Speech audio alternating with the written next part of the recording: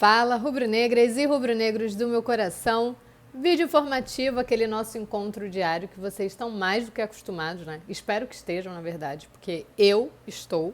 Inclusive, sinto falta, fiquei um tempinho fora aí no departamento médico. Já estava agoniada para voltar para trocar essa ideia com vocês, atualizar um pouquinho sobre o Flamengo. Hoje eu trouxe algumas coisas sobre o Mateuzinho, sobre o Léo Ortiz, né? Nada novo sob o sol.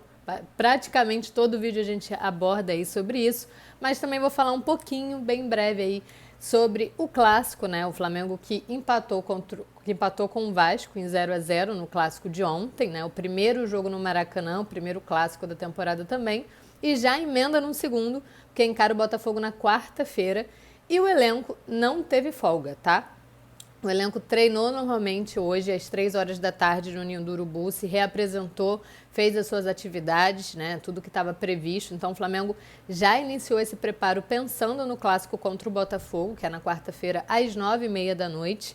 E já foram vendidos, a informação que a gente tem sobre esse jogo é que já foram vendidos 25 mil ingressos para o clássico Flamengo e Botafogo, este com mando do Flamengo, tá? Então o primeiro jogo do Flamengo no Rio de Janeiro como mandante, já nessa quarta-feira, e cerca de 25 mil ingressos já foram comercializados de forma antecipada para o clássico de quarta-feira, tá? Um clássico que o Flamengo precisa pontuar, o Flamengo precisa vencer, até importante aí para ter uma moral, né? Algumas pessoas não ficaram tão satisfeitas com o Flamengo na partida contra o Vasco da Gama, acharam, enfim, que o Flamengo naturalmente, como já tem sido, né, rendeu em um tempo, no outro foi completamente diferente, enfim, a gente vai abordar isso no decorrer dos próximos dias, mas o que temos de informação é essa, tá? São essas. O Flamengo não teve folga, não vai ter folga, então segue aí a preparação focada no Botafogo e 25 mil ingressos já foram vendidos para esse clássico de forma antecipada. Bom, antes de seguirmos aí com as informações de Mateuzinho e de Léo Ortiz, vou pedir para vocês deixarem um like, todo aquele esquema que vocês já estão acostumados. O like, compartilhe esse vídeo com o máximo de pessoas também, para que a gente aumente ainda mais a nossa família S1 Live e o nosso trabalho seja cada vez mais reconhecido, a gente possa só evoluir, né, melhorar cada vez mais para vocês, que essa é a nossa intenção e o nosso objetivo. Bom, Mateuzinho, cara, estamos perto de, né, mais uma vez perto de um desfecho pela transferência do Mateuzinho, tá? E dessa vez, ao que tudo indica, vai ocorrer tudo como planejado pelo próprio Mateuzinho, né? Mateuzinho que priorizou o Corinthians desde o princípio na janela de transferências, recusou a proposta do Bragantino de 5 milhões, recusou a proposta do Botafogo de John Textor, né? Que fez aí uma proposta de 4 milhões de euros fixos.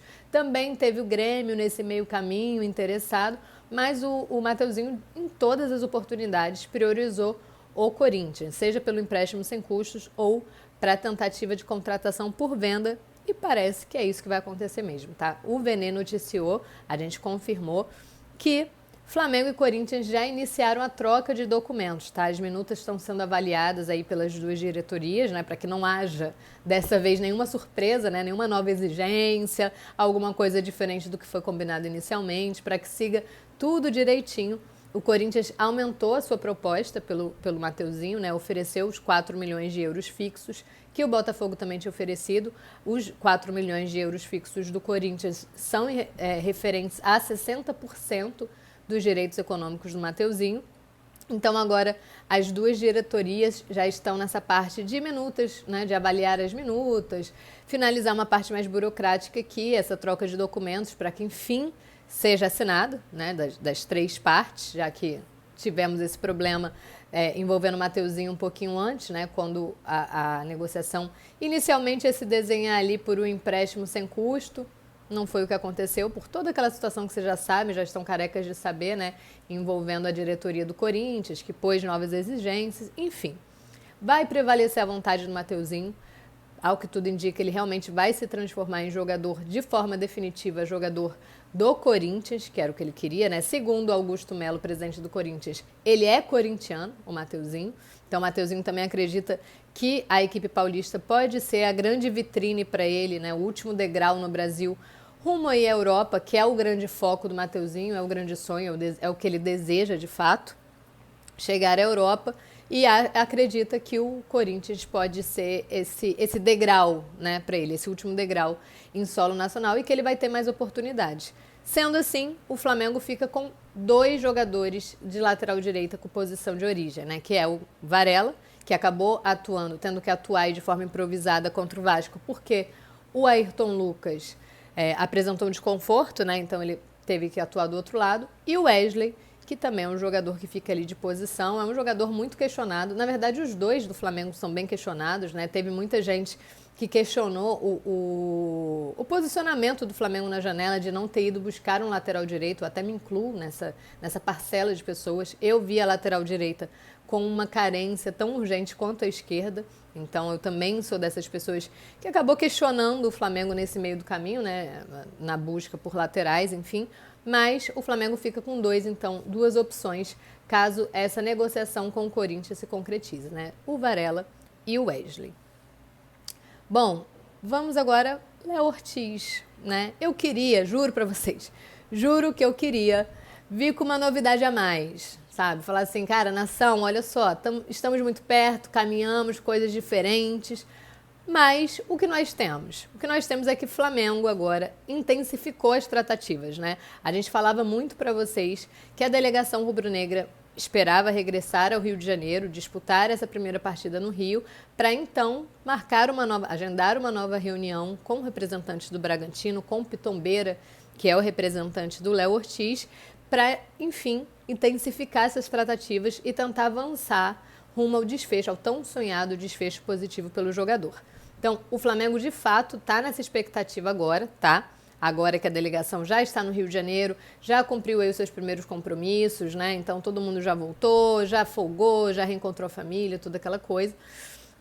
Agora, a tendência é que o Flamengo intensifique essas tratativas, até porque é uma das prioridades. O Flamengo ainda segue no mercado e trabalha com 2 opções, tá? A de zaga, que a gente sabe que a opção A, B e C é o Léo Ortiz, e um ponta-direita. O Flamengo ainda sonha com a contratação de um ponta-direita, até porque é um pedido do Tite, esse ponta-direita, né, esse jogador, para poder ir fazer essa posição com o Luiz Araújo, que é o único ponta-direita, de fato, ali de origem no elenco.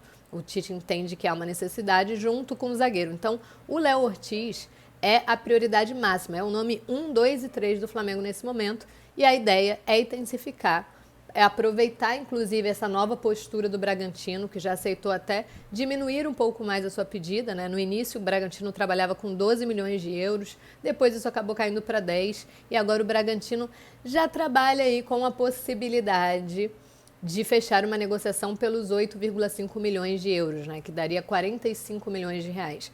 O Bragantino já trabalha com esse teto, que é um teto que o Flamengo também avalia que pode chegar, né? Não sei se de forma fixa, que o Flamengo vai se apresentar, se vai estipular ali por metas, mas é um valor que o Flamengo já havia sinalizado anteriormente para contratá-lo. A ideia do Flamengo é baixar mais um pouquinho, né? Que até o próprio Marcos Braz falou disso, mas já é um valor dentro da realidade do Flamengo, então há um otimismo muito grande e a expectativa é que esse desfecho ocorra nos próximos dias, ainda nesta semana. Tá? Até porque o Flamengo não quer estender muito mais essa novela, que já está fazendo aniversário, né? A gente já pode comemorar mêsversário dessa novela, porque está ali desde o final do Campeonato Brasileiro do ano passado, 2023, desde dezembro, se desenrolando essa história.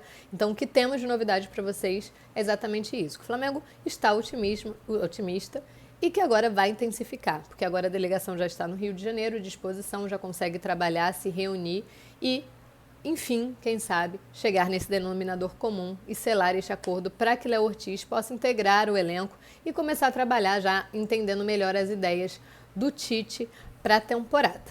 Beleza, galera? Por hoje é isso, né? Que nós temos aqui separado para vocês. Voltaremos amanhã, como vocês bem sabem, às 7 horas da manhã, com meu parceiraço Jonas Stelman. Essa luz aqui hoje, ela me complicou, hein? Mas tudo bem, agora estamos no final do vídeo, é o que temos para hoje. Vou ter que melhorar depois. Mas amanhã, às 7 horas da manhã, com meu parceiraço Jonas Stelman, o craque da informação. 11 horas da manhã, live. E 7 horas da noite, eu venho fechando com tudo que vocês precisam saber de Flamengo, porque aqui é Flamengo 24 horas.